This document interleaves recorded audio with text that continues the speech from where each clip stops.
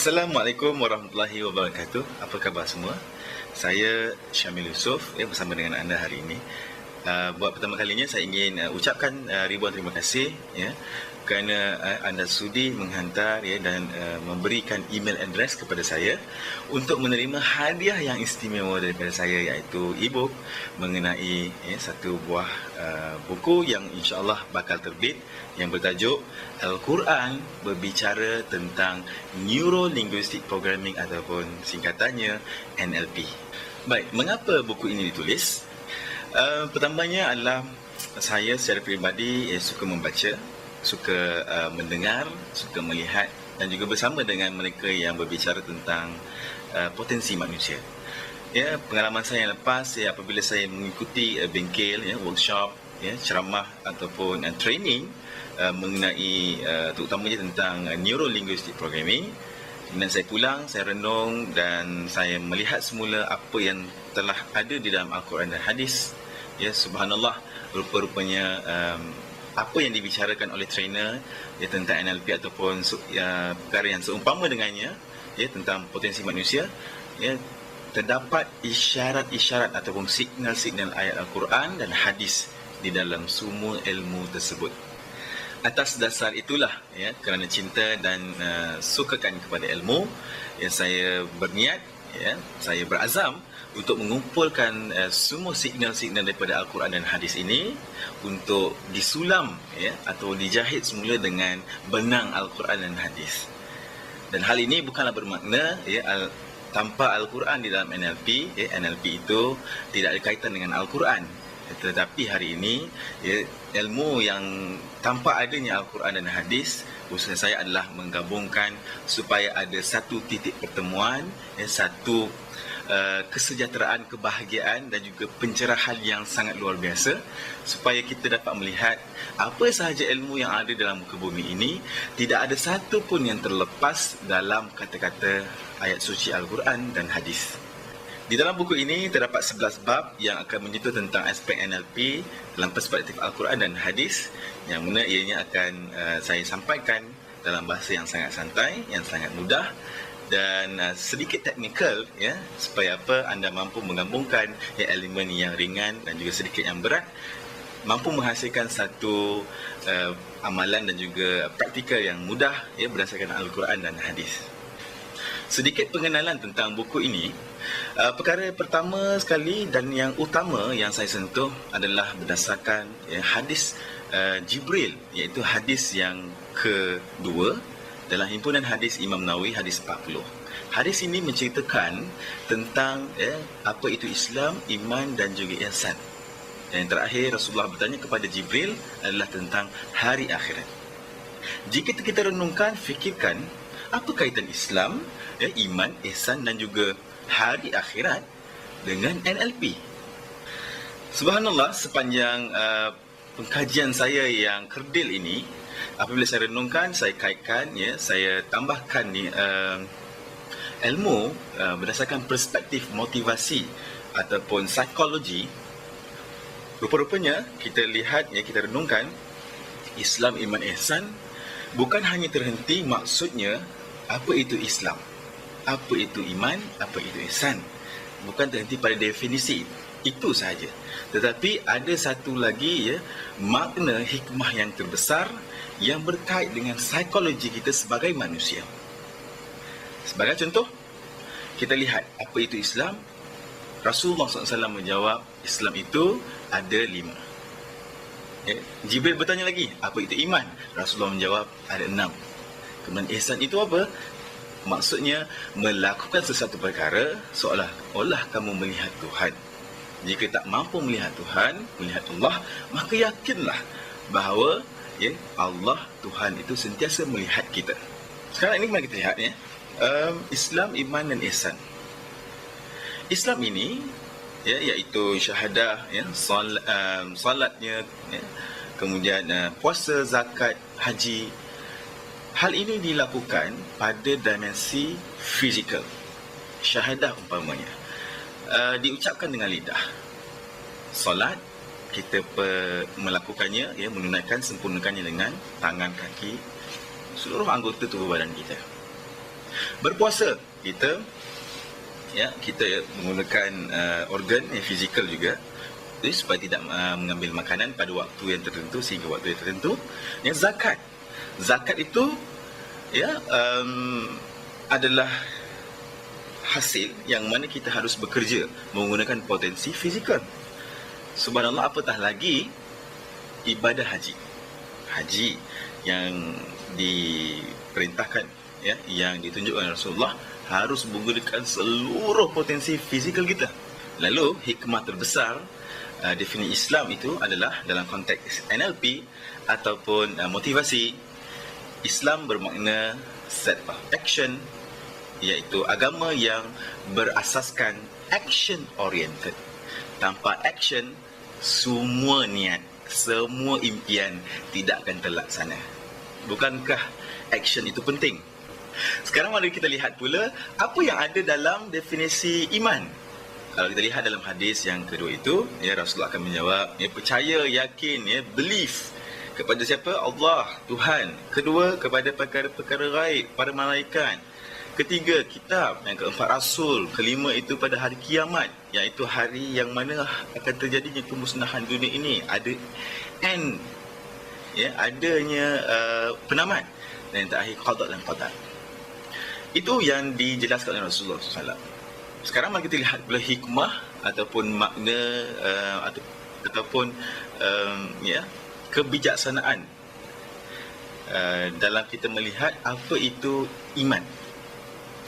Kalau kita renungkan semula tentang percaya pada Allah, percaya pada malaikat, Rasul dan seumpamanya ini, yang 6 perkara ini boleh kita simpulkan bahawa rukun iman adalah belief system. Belief system yang mana manusia ini harus percaya kepada sesuatu, dia harus percaya kepada keadaan, harus percaya kepada perkara-perkara yang membuatkan mereka ini yakin. Dan setiap keyakinan akan menghasilkan harapan. Dan setiap harapan akan membuatkan manusia ini bekerja dengan satu tujuan, satu misi ataupun visi yang jelas. Tanpa ada belief system, manusia akan terawang-awangan. Mereka tidak jelas apa matlamat mereka melakukan sesuatu perkara. Kesimpulannya, rukun iman itu adalah belief system. Yang terakhir, Malaikat Jibril bertanya, "Ya Rasulullah, apa itu pula ihsan?" Dan Rasulullah SAW menjelaskan, seperti mana yang saya sudah jelaskan, iaitu melakukan satu perkara seolah-olah kamu melihat Tuhan. Jika tak mampu melihat Tuhan, yakinlah bahawa Tuhan itu sentiasa melihat kita, walau di mana pun kita berada, sama ada manusia melihat ataupun tidak. Kalau kita renungkan, apa maknanya? Kalau kita berseorangan, tidak ada sesiapa pun manusia, tapi kita melakukan sesuatu hal, satu pekerjaan itu dengan ikhlas, dengan jujur, dengan cukup sempurna. Bukankah itu yang manusia bicarakan tentang integriti, tentang amanah, tanggungjawab, jujur? Dan semua ini kita boleh rangkumkan, boleh simpulkan sebagai values. Kita selalu sebenarnya mendengar kata-kata daripada seorang trainer atau penceramah berbicara tentang belief, tentang action, tentang value. 3 perkara ini penting, iaitu action, belief, value. Apa yang kita akan lakukan sebenarnya berdasarkan apa yang kita percaya, belief, dan setiap tindakan dan belief ini apabila kita lakukan dengan adanya gabungan belief dan juga action, ia akan menghasilkan nilai. Jadi dalam sedar ataupun tidak sedar, kita sebagai manusia mencari nilai. Untuk apa aku lakukan semua ini? Untuk apa aku mengumpulkan semua harta, semua ilmu, semua yang aku inginkan ini? Untuk apa akhirnya? Maka sudah jelaslah dalam konteks hadis Rasulullah tadi, hadis yang kedua, iaitu Islam, iman dan ihsan. Islam ialah set of action, iman itu adalah belief system, yang ketiga adalah value.